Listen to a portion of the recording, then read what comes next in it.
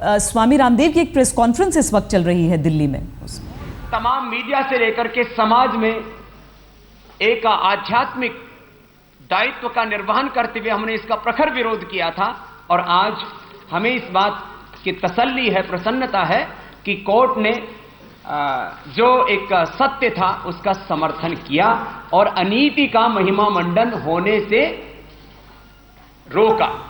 अब संसद में जो लोग बैठे हैं, मुझे लगता है वो भी नैतिक आचरण से अनैतिक, अमानवीय, अधार्मिक और अप्राकृतिक कार्य को प्रोत्साहन नहीं देंगे और संसद देश के करोड़ों लोगों की भावनाओं का आदर करते हुए धारा 377 को बरकरार रखेगी, ऐसी हम अपेक्षा करते हैं।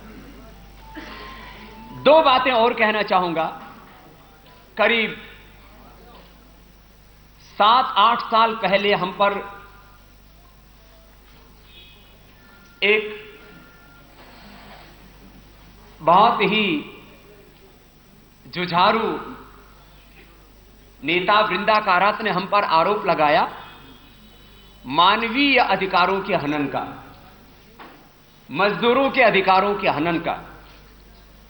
7 साल तक वो मामला चला और सुप्रीम कोर्ट से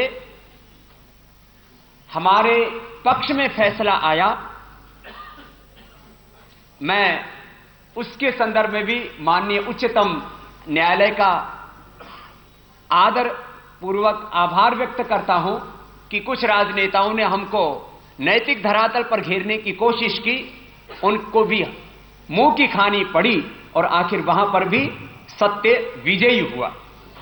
एक मामला दिल्ली में चल रहा है, संवैधानिक संकट, राजनीतिक संकट।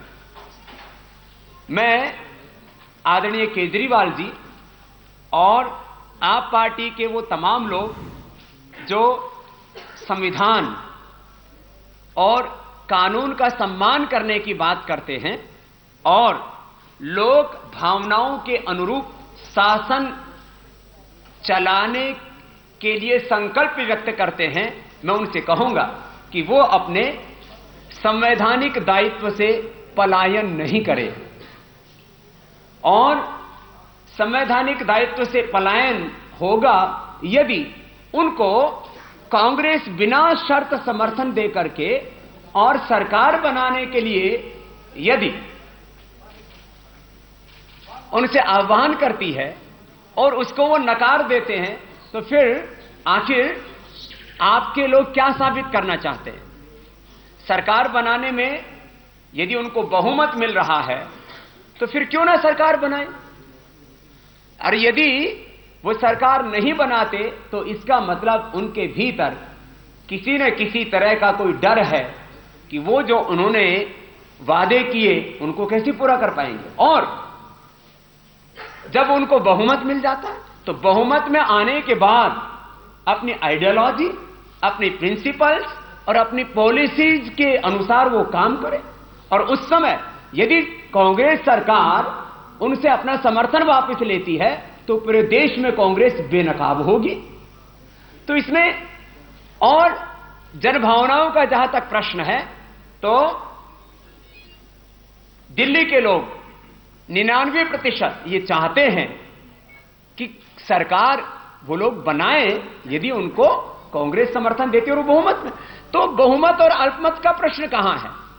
बहुमत और अल्पमत का दो ही जगह प्रश्न आता है, एक सरकार बनाने में, एक अपनी नीतियां लागू करने में।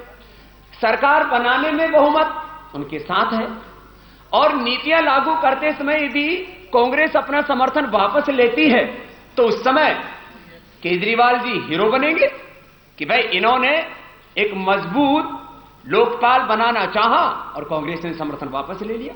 उन्होंने बिजली का जो कीमत है वो आधी करनी चाहिए और कांग्रेस ने समर्थन वापस ले लिया।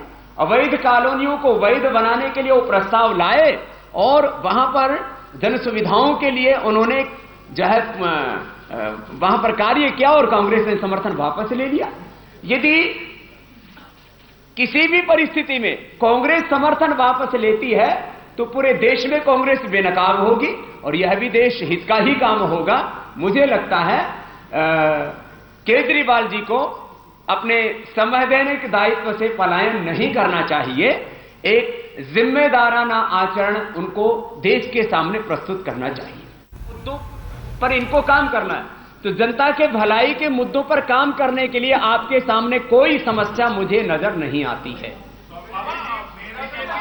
हाँ बोलो संजय भाई। संसद में सरकार के हवाले से है, सलमान खुर्शीद ने आज ये कहा है कि सोनिया गांधी कांग्रेस की नहीं पूरे देश की मां है और उन्हीं का फैसला हम सर्वोपरि मानेंगे और वही सर्वोपरि होगा।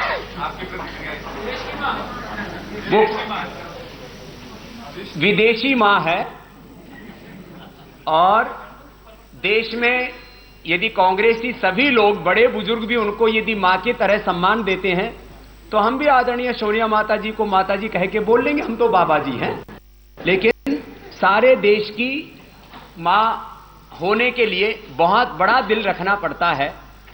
उनके द्वार हिंदुओं के लिए, उनके द्वार हिंदू साधुओं के लिए बंद हैं। मात्र आप देश में 25-30% लोगों के लिए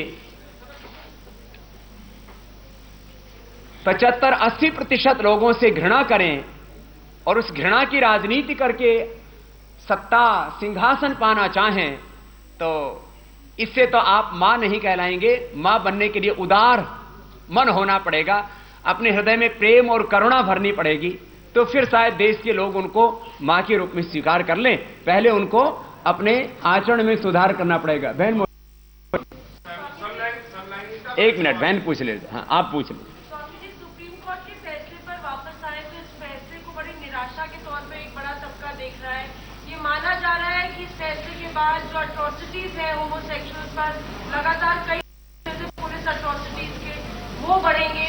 ये समाज को पीछे ले जा रहा है और कॉन्स्टिट्यूशन की रीडिंग जो है वो गलत की है सुप्रीम कोर्ट ने, ऐसा आरोप लग रहा है। समलैंगिक लोगों ने दुनिया में कौन सा इतिहास बनाया वो भी बता दो। बात यह है कि विश्व भर में नहीं कि समाज को पीछे लेकर के गए हैं, तो समलैंगिक लोगों ने शिक्षा में, स्वास्थ्य में, पर्यावरण में, राजनीति में जो है किस क्षेत्र में ऐसा इतिहास बनाया कि पूरी दुनिया के सामने वो आदर्श बनकर के सामने आए। पॉइंट ये है कि मानव अधिकार का हनन है, एक तरीके से देखा जाए ह्यूमन राइट्स का सबको अधिकार। ये मानवीय अधिकारों का हनन नहीं, ये पशुता के अधिकारों का हनन कह रहे हैं। आपको नहीं ऐसे विकसित मानसिकता है, जिस तरह से आप भी कह रहे हैं रिग्रेसिव थिंकिंग है, आपको फॉरवर्ड लुकिंग बताया जाता है। अगर आप भारत को आगे ले जाने की बात करते हैं, जिसको जो दुराचार और व्यभिचार करने वाले यदि सभ्य कहलाते हैं तो मैं सभ्य कहलाना पसंद नहीं करूंगा।